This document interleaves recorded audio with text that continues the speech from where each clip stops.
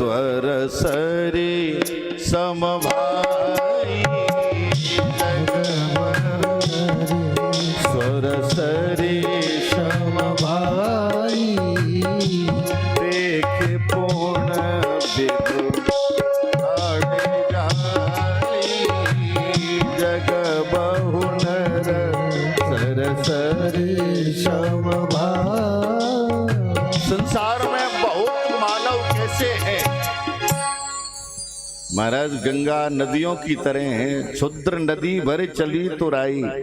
महाराज जैसे मेघ बरसता है तो छोटी नदी नाला तालाबों में उफान आ जाता है, लेकिन समुद्र में कभी उफान बाढ़ नहीं आती। ऐसे ही क्षुद्र नदी भर चली तो राई। महाराज मन की स्थिति कैसी है जीव की, दुष्ट व्यक्ति दुष्ट मन कैसा होता है। थोड़ा सा भी कुछ ज्ञान प्राप्त हुआ, थोड़ा सा भी धन प्राप्त हुआ, थोड़ा सा भी कोई पद प्राप्त हुआ तो वो उफनने लगता है। और महाराज हमें तो पता नहीं क्या मिल गया यह सोचता है। बरसात में जिस प्रकार नदियां उफनने लग जाती हैं, वैसे ही दुष्ट व्यक्ति अपने आप को समझता नहीं है। वो ये सोचता है पता नहीं हमें क्या मिल गया। संत जन कहते हैं जिसका विचार ऐसा होता है, बुद्धि ऐसी होती है, कैसी नदियों की तरह। बारिश हुई, नदियों में उफान आ गया, लेकिन समुद्र में कभी उफान नहीं आता। क्यों? बोले नदियों की जो श्रेणी है वह दुष्ट अधम जीव से तुलना की गई है। ऐसे ही भक्तिमान पुरुष जो होता है उसकी भक्ति कैसी होना चाहिए। बड़ा सुंदर दोहा लिखा है, भक्ति भाव भादो नदी जो जल भरी इतराए, नदिया वही सराहिए जो जेठ मास ठहराए। नदियां सराहनीय कौन सी है? नदी कौन सी सराहनीय है? नदी वह सराहनीय है जिसमें जेठ के महीने में भी पानी भरा रहे। अब बरसात के समय तो तालाब डबरों में भी पानी भर जाता है। भगवान की इच्छा से वही नदी सराहनीय है, समुद्र की तरह है। ऐसे ही जीवन में जो मिला है वह रहेगा तो है नहीं। संत जन कहते हैं जो मिला है वह हमेशा साथ रह सकता नहीं, कब बिछुड़ जाए कोई यह राज कह सकता नहीं। इसलिए जग की सेवा खोज अपनी प्रीत प्रभु से कीजिए, जिंदगी का राज है यह जानकर जी लीजिए। जीवन का यही राज्य है। संत जन कहते हैं सज्जन कैसा होता है? सज्जन वह है जो दूसरे के सुख को देख करके कभी दुखी नहीं हो, दूसरे के उत्थान को देख करके, उत्कर्ष को देख करके सज्जन लोग कभी दुखी नहीं होते। उनके हृदय में प्रसन्नता होती है। बिहारी जी की कृपा है, यह ठाकुर जी ने इसे बढ़ाया है। हे बिहारी जी इसको और बढ़ाना। ऐसा भाव जिसके हृदय में है वह जीव सज्जन है। महाराज दुष्टता कैसी है? जो काहू की देख ही विपत्ति, सुखी भयो मानव जग नृपति। किसी पर विपत्ति पड़ी महाराज पड़ोस में, और पड़ोसी जो दुष्ट होता है, अरे बहुत अच्छा रहा, होना चाहिए, ऐसा ही होता तो बहुत अच्छा होता। ये भावना मन में आ जाए तो समझ लेना हमारा मन दुष्ट है, सही नहीं है। जो काहू की देखें विपत्ति, महाराज सुखी भयो मानव जग नृपति। जो काहू की सुनहि बड़ाई, श्वास लेत जन जुड़ी आई। और किसी की प्रशंसा सुन ली, अरे साहब वो बहुत अच्छे थे, हाँ होंगे, होगा कोई बड़ी लंबी सांस, जैसी सांस लेते हैं मानो कोई बुखार आ गया। यह दुष्ट मन की पहचान है। संतजन कहते हैं संसार में यदि जीव दुखी, जितना दुखी अपने दुख से नहीं है, इतना दुखी पड़ोसी के सुख से है। अरे साहब ये ऐसे कैसे हो गए, हम ऐसे नहीं हो गए। अपने सुख से जितना सुख, अपने दुख से जितना दुखी नहीं, जितना पड़ोसी के सुख से दुखी होता है। एक संत बड़ा अच्छा सुनाते थे, कहते थे कोई एक व्यक्ति था, भगवान की इच्छा से बड़ी गरीबी थी घर में, बहुत गरीबी थी। कोई बड़े अच्छे विद्वान ब्राह्मण आ गए। ब्राह्मणों ने कहा, बोले भैया आप बहुत दुखी हो, कारण कहा, आपके दुख को बताओ। बोले महाराज कुछ नहीं, घर में सब व्यवस्थाएं गड़बड़ हैं, कुछ है ही नहीं घर में। अच्छा भैया तो एक काम करना, तू ये मंत्र जप करना, इस मंत्र के प्रभाव से कोई भगवान या देवता कोई प्रकट होंगे तो अपना दुख सुना देना, वरदान मांग लेना। बड़ा आनंद हुआ, बोले ये बहुत अच्छा रहा। मंत्र जप करने लगा विधिवत विधान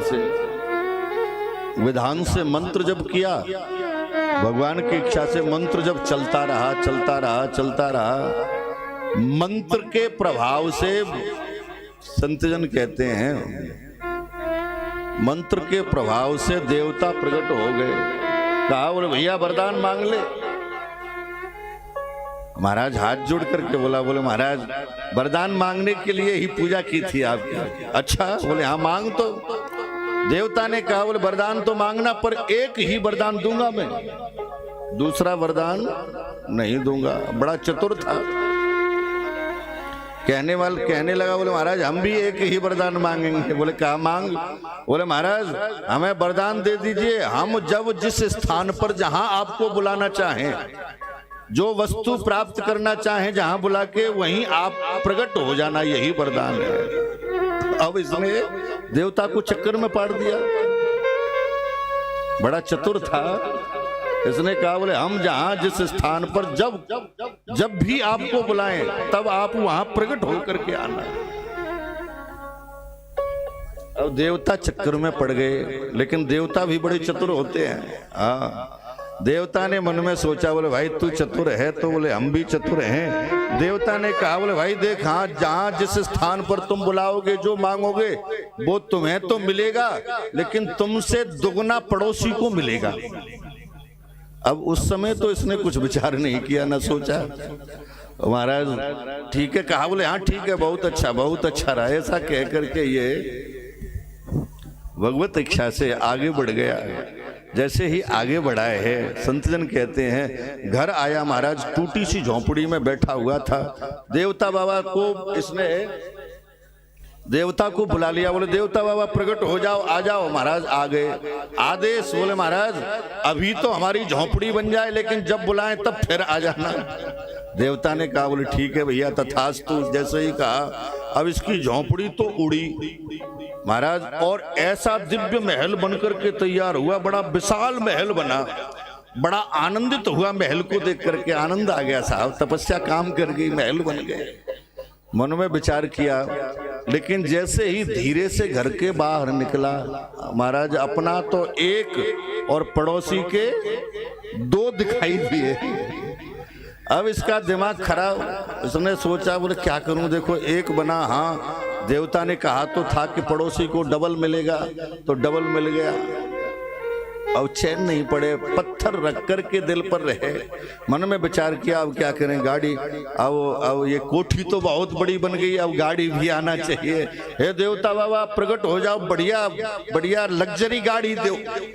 महाराज गाड़ी जैसे ही इसे मिली, अब पड़ोसी को दो गाड़ी। अब ये पत्नी को साथ ले जाए अपनी गाड़ी में, पड़ोसी अलग अलग गाड़ी में, दोनों पति पत्नी अलग अलग जाए। पत्नी अलग गाड़ी में और पति अलग गाड़ी में। इसने देखा, बोले तपस्या मैंने की, अब इसे अपनी साधना से खुशी तो नहीं भाई, दुख होने लगा इसको। इसने सोचा, बोले अब क्या करें, अब इस पड़ोसी का नाश कैसे हो, यह मन में सोचने लगा। मन में विचार किया, कहा, बोले देवता बाबा जल्दी से प्रकट होकर के आओ। प्रकट हो गए। कहा बोले वरदान दो। बोले क्या वरदान चाहिए बता। बोले महाराज मेरी एक आंख फूट जाए। बोले क्यों। मेरी एक फूटेगी तो पड़ोसी की दोनों फूटेंगी। महाराज एक आंख फुड़वा ली, पड़ोसी की बेचारी की दोनों फूट गई, अंधा हो गया। फिर भी मन में संतुष्टि नहीं भई, फिर भी नहीं भई। फिर क्या किया। बोले महाराज ऐसे तो मरेगा नहीं अंधा, टेक टेक के चलेगा, मारना तो है। बोले महाराज एक वरदान और देते हुए जाओ। बोले क्या। बोले मेरे घर के ठीक सामने एक बहुत बड़ा कुआं खुद जाए। बोले क्यों। बोले पड़ोसी के सामने दो खुदेंगे, किसी न किसी में तो मर गए गिर करके। संतजन कहते हैं बोले दुष्ट व्यक्ति ऐसा होता है, अपनी प्रशंसा से सुखी नहीं होता, दूसरे के उत्थान को देख करके हृदय में पीड़ा होने लग जाती है। लेकिन सज्जन की महिमा कैसी बताई है। सज्जन समुद्र की तरह होता है। समुद्र का चंद्रमा से कोई संबंध नहीं होता, न कोई रिश्तेदारी नातेदारी कुछ संबंध महाराज नहीं है। लेकिन समुद्र, आप गए होंगे कभी समुद्र के किनारे, तो जैसे जैसे पूर्णिमा का चांद आता है, पूर्ण चंद्र जब प्रकट हो जाता है तो समुद्र में ज्वार भाटा प्रकट होता है। चंद्र को देख करके समुद्र आनंदित होकर के उफरने लगता है। संबंध कुछ नहीं है, लेकिन दूसरे के उत्कर्ष को देख करके, चंद्रमा के पूर्ण स्वरूप को देख करके समुद्र के हृदय में परम आनंद होता है, वह उछालें लेने के लिए लग जाता है। ऐसे ही सज्जन की महिमा शास्त्र में गाई है। संतजन कहते हैं, पूज्यपाद गोस्वामी तुलसीदास जी सज्जन की महिमा रामचरित्र मानस में लिखते हैं। सज्जन कैसे हैं। बोले समुद्र की तरह होता है सज्जन।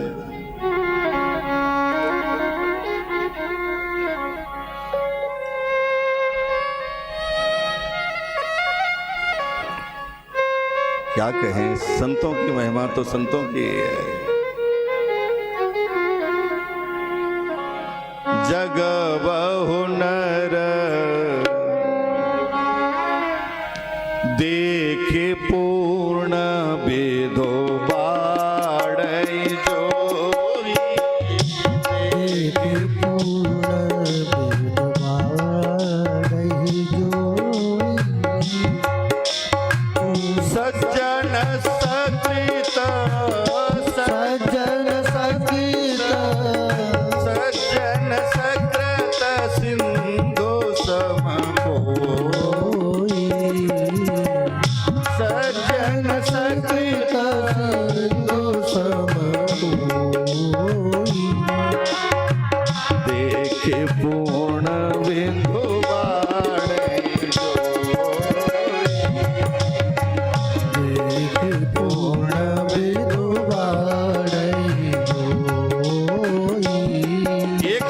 तो ये।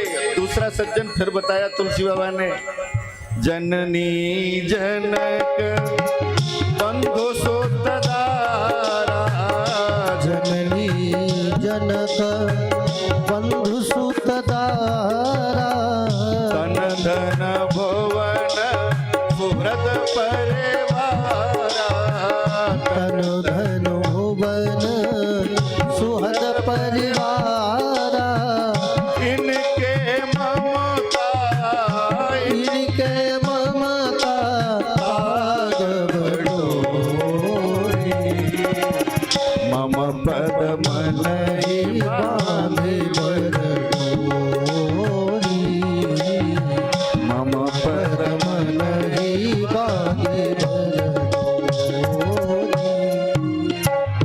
सज्जन मम और बस कैसे, सज्जन मम और बस कैसे, सज्जन मम और बस कैसे, सज्जन मम और बस कैसे, लोभी दया बसो धनु जय, लोभी दया बसई धनु जय,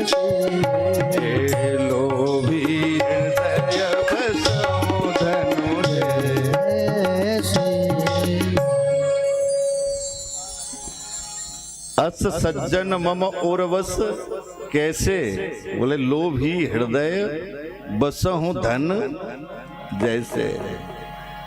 सज्जन की दो परिभाषा रामचरितमानस में दी हैं, जो दूसरे के उत्कर्ष को देख करके, दूसरे के उत्थान को देख करके जो जलता नहीं है वह सज्जन है।